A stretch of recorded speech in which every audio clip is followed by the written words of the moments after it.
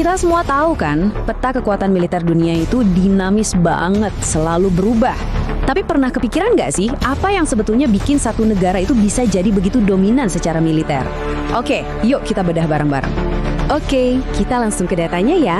Menurut laporan Global Firepower tahun 2026, Amerika Serikat itu kokoh di peringkat pertama dari 145 negara. Tapi ini bukan cuma soal angka di atas kertas loh. Ini tuh semacam pernyataan tentang siapa yang paling dominan di panggung dunia. Nah, ini dia nih pertanyaan kuncinya yang bakal kita gali lebih dalam. Sebenarnya, apa aja sih pilar-pilar yang membangun kekuatan militer yang kelihatannya luar biasa banget ini? Yuk kita kupas satu-satu. Jadi, intinya udah jelas banget ya, Amerika Serikat itu punya kekuatan militer yang paling dominan di planet ini. Sekarang, mari kita lihat lebih dekat lagi, kenapa klaim itu bisa begitu kuat dan sulit dibantah. Hal pertama yang perlu banget kita pahami, kekuatan mereka itu bukan cuma satu lapis. Pondasinya itu adalah sebuah struktur yang super komprehensif yang dibangun di atas beberapa pilar atau cabang yang masing-masing punya spesialisasi yang tinggi. Nah, ini dia keenam pilar itu.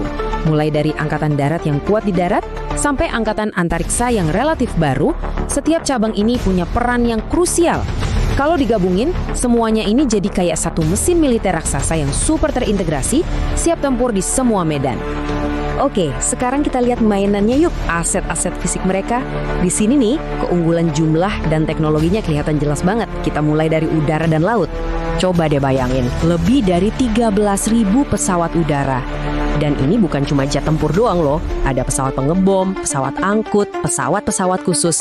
Skalanya itu benar-benar nggak ada tandingannya. 11 kapal induk. Gini deh, coba kita pikirin. Satu kapal induk itu kan ibaratnya pangkalan udara terapung yang bisa dikirim kemana aja di seluruh penjuru dunia.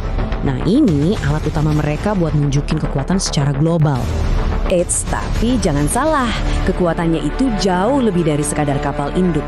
Totalnya, Angkatan Laut AS punya sekitar 440 kapal, termasuk 81 kapal perusak yang teknologinya super canggih. Udah jelas banget sih kalau ini adalah angkatan laut terkuat di dunia saat ini. Oke, punya banyak mainan canggih itu satu hal. Tapi semua itu nggak ada artinya kan kalau nggak ada mesin yang jalanin di belakangnya. Nah, sekarang kita lihat dua fondasi utamanya.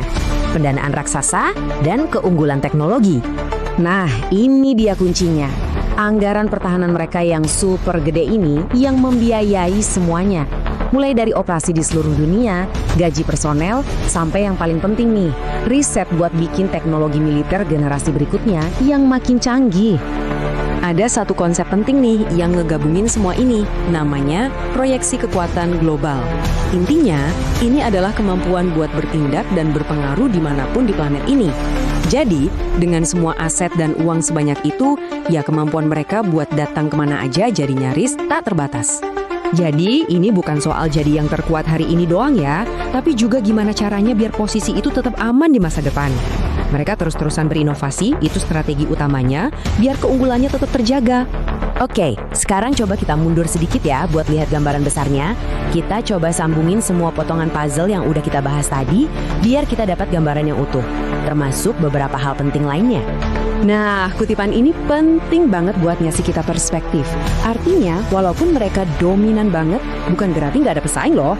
Tapi kalau kita lihat kombinasinya secara keseluruhan, personel, teknologi, dan logistik, posisi mereka sebagai yang terkuat itu masih sulit digeser. Jadi kesimpulannya gimana? Coba bayangin aja gabungan dari anggaran yang nggak ada tandingannya, teknologi yang paling canggih, kekuatan udara dan laut yang luar biasa, jangkauan logistik ke seluruh dunia, plus personil yang dilatih habis-habisan. Kombinasi inilah yang menciptakan kekuatan militer yang, untuk saat ini, posisinya tak tergoyahkan. Nah, semua ini akhirnya membawa kita ke satu pertanyaan besar yang mungkin bisa jadi bahan pikiran buat kita semua. Kalau ada satu negara yang punya kekuatan sebesar ini, kira-kira gimana ya pengaruhnya terhadap politik global, aliansi antar negara, dan stabilitas dunia? Ini pertanyaan yang jawabannya mungkin kita rasakan dampaknya setiap hari.